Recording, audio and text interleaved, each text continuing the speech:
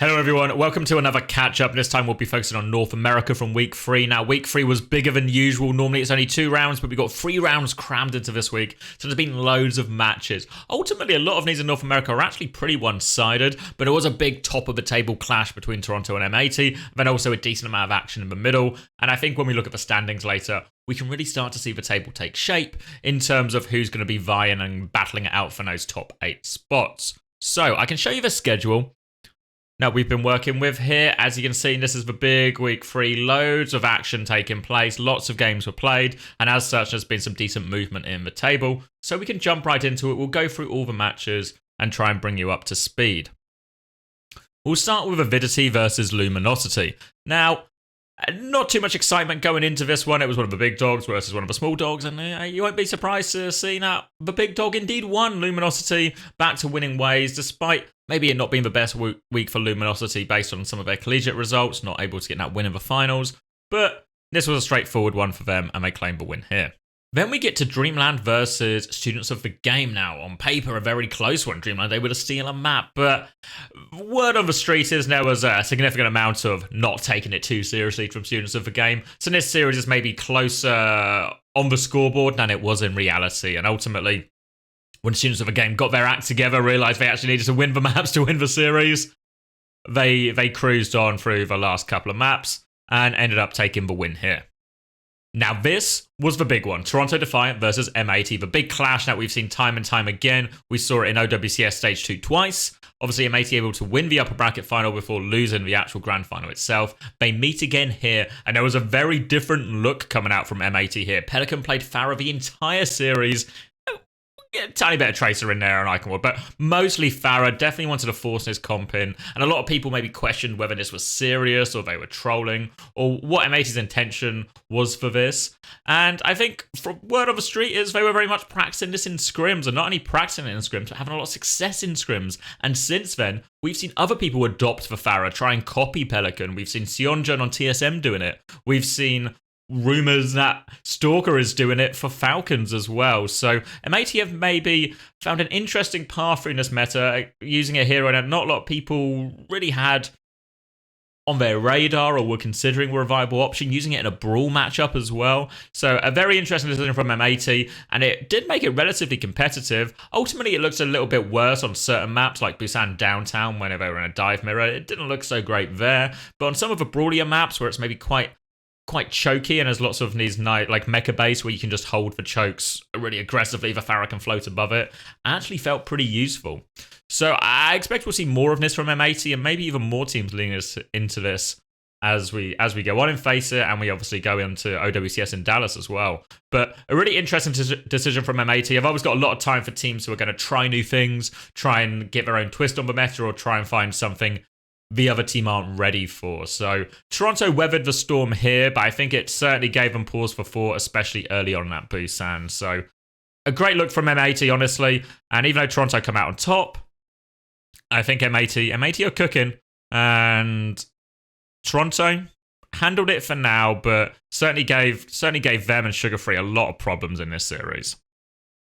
Then we get on to Citrus Nation versus Gilberts Nightmare, and Gilberts Nightmare is the Jake and Muma team now. We don't know if it was the real Jake playing or if it was the guy who stole his account playing, so either way, it wasn't enough to stop Citrus, and Citrus get a pretty definite win on this one.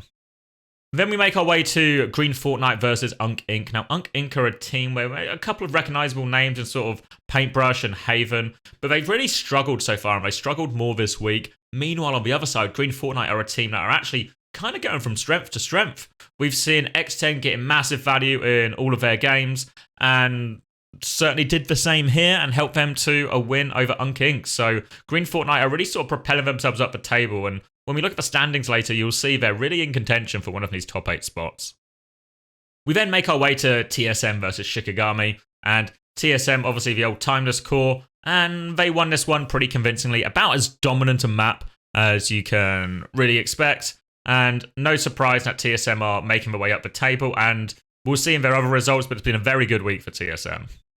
Then we get to Luminosity versus UNC Inc, and this was a very close game, but you'll maybe see this pattern a lot as we go through North America. Now, some of these games are actually closer on paper, or closer on the scoreboard. Now, maybe they are in reality, and there's maybe an element of some of these bigger dogs not taking it as seriously and then dropping a map here and there and then pulling it out to seal the win. And I think this map very much fell in that category. They kind of threw away some of the earlier maps and then had to clutch up, especially on Shambali when we had to go to overtime. Had to clutch up there. So Luminosity avoid fumbling this result and do beat one of the weaker looking teams in the region. Then we get on to UNC Inc. again, this time against Valentine. So something we should expect to be a more competitive series, but Valentine come out on top on this one. And I think, again, Mari, their tank player, very much at the forefront when we look at the scoreboards, best stats on all the maps, and I think has really just seemed to be like a fundamental part of their success and helped them over UNC Inc. here, which unfortunately gives UNC Inc. another loss. Then another relatively straightforward one, Students of the Game versus Avidity. Not too much to say here. The Students of the Game players, I mean, they were soggy, but they weren't soggy because they were sweating. They were just soggy by nature. No sweat broken in this one, and a straightforward win over Avidity. Again, not too much to say about this one. Luminosity, the top dog, smart fellas, again, have felt like one of the weaker teams in the region. And Luminosity did it. They managed to knock this one out. Not too much hassle.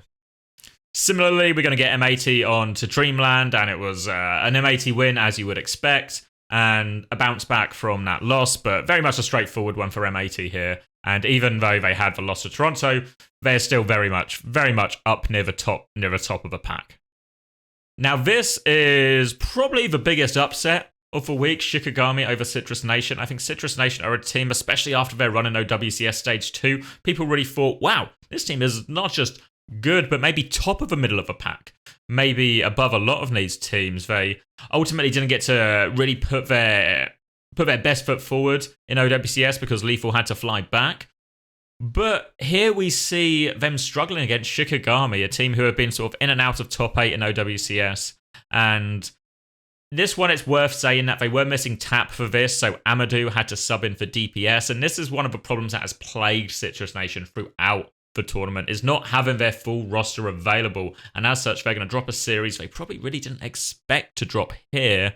Zeb was only in for the first map, then they brought Renaissance in, Renaissance playing mostly Rhine, so a few different options, but the Tap being missing really seemed to cause a lot of problems for him. I think it's worth noting when we look through the scoreboard that actually Rymazing put up really massive numbers, especially on Iconworld, to help his team through this one. So a great win for Shikigami, but Citrus Nation plagued by starting lineup problems again.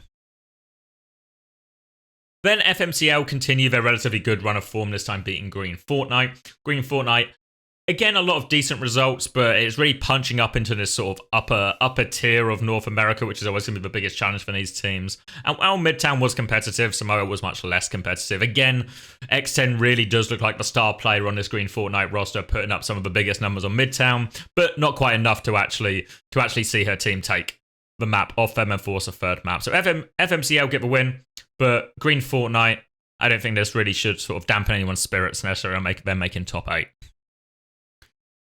This series actually started really close. We saw TSM trying a few different looks. We saw Pip sticking to the Orisa for bits of it and actually made the Samoa super close. Pip were being aggressive. They were focusing down Chopper. Chopper didn't really get to play the game a lot on Samoa. He was so busy being run down by the aggressive Pip style. When it came to the deciding round on Samoa Downtown, Pip tried to curveball by playing a bull comp. And it's fair to say it didn't work. It didn't work at all. TSM were able to deal with it, no problem. Then once we got to Iconworld, it actually really felt like Pip just lost a little bit of heart and belief. It felt like they stopped trying or giving it their all. And it just meant that ended up being a straightforward Iconworld in the end for TSM. So a little bit of a sad way for the series to end here. But TSM do continue their good form.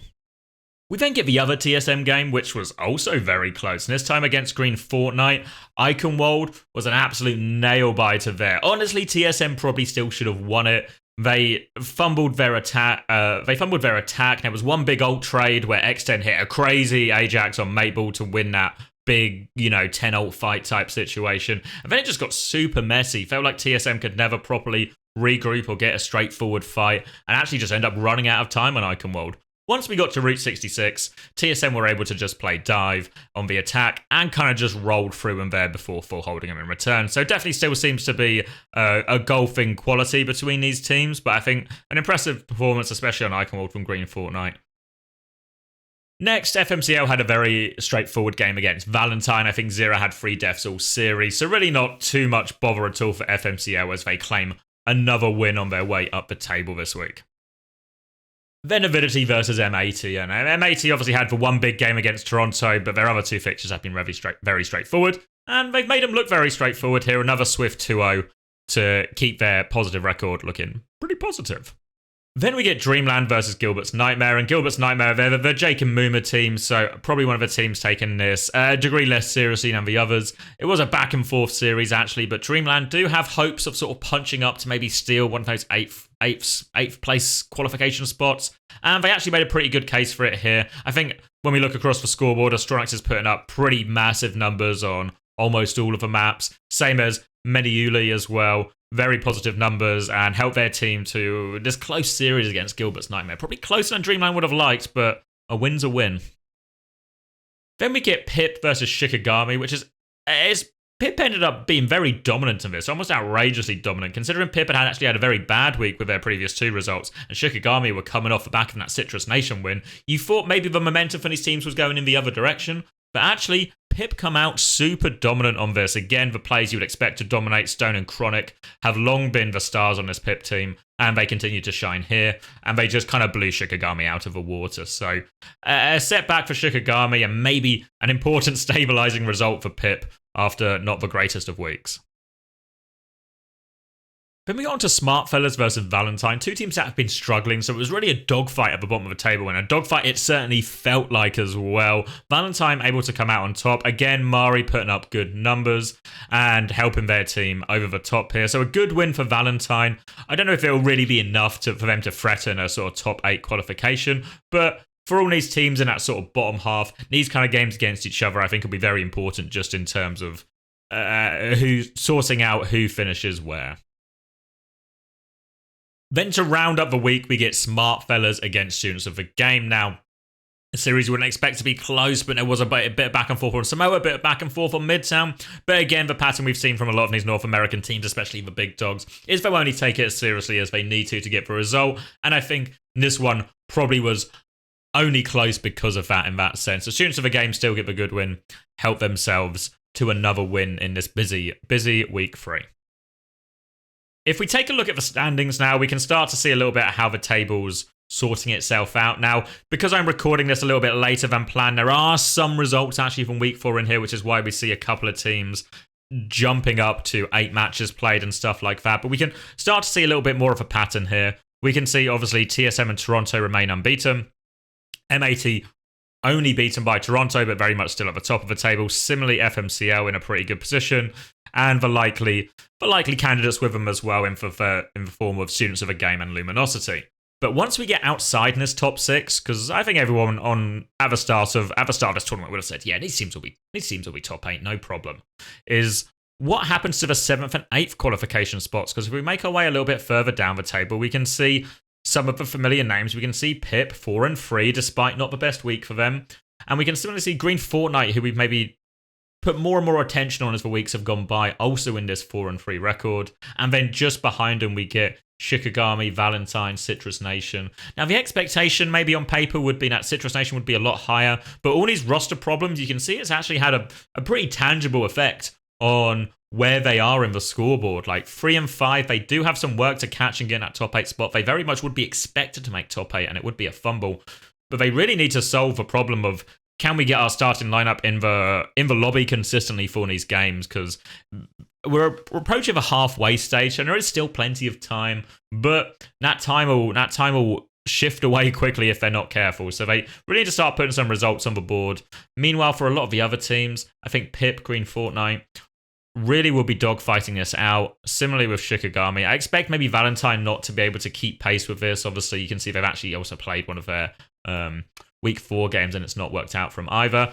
So I think ultimately this is probably going to maybe become like a Pip, Green Fortnite, and Citrus Nation. Maybe Shikigami squeeze in there in a sort of battle for these final 2 spots. So only 2 of them can make it. and we'll see how this pans out as we go through the rest of the games. We can take a look there then at the week 4 fixtures and see which ones are really the most interesting to keep an eye on. I think obviously the ones that come to mind are actually FMCL Luminosity and Luminosity versus TSM. Really interesting fixtures for sorting out that middle of the pack. A big week for Luminosity. But because of other things going on, I think actually neither of these games are going to be happening this week, or they're going to be happening delayed. And as such, it might mean we see a little bit more of a crowded week 5 or week 6 for Luminosity. Elsewhere, though, we do have the Students of the Game versus FMCL. I think that's going to be a very close game. I think it'll be really interesting to see the sort of power level of these teams in the middle. We sort of expect them all to make top 8, but it's always interesting to see how they exactly order themselves in that top 8. And I think especially with Students of the Game, with Dallas around the corner, what kind of form are they in? What are they playing? How good do they look? Elsewhere, one of the fixtures that maybe wasn't on our radar initially, but now should be, is Pip versus Green Fortnite. This is a huge game in that battle for the top 8. I think it's super important for both teams. Pip haven't been in the greatest of form, whereas Green Fortnite seem to be trending up right now. So very much a great time to play Pip, I think, if you're Green Fortnite, and we'll see how that game balances out when we actually get to it. We'll be keeping track of all this action. We'll do another catch-up next week to bring you up to speed with all these results, because there's so many games every week. If you want to try and watch any of them live, I will be streaming on Twitch. You can catch a lot of those live, or I'll be casting the replays of the games. All of those VODs will also end up on my YouTube, the channel you're on right now. So if you want to watch any of the matches in full or see them in more detail, you can certainly check them out there. And until then, I'll see you in the next one.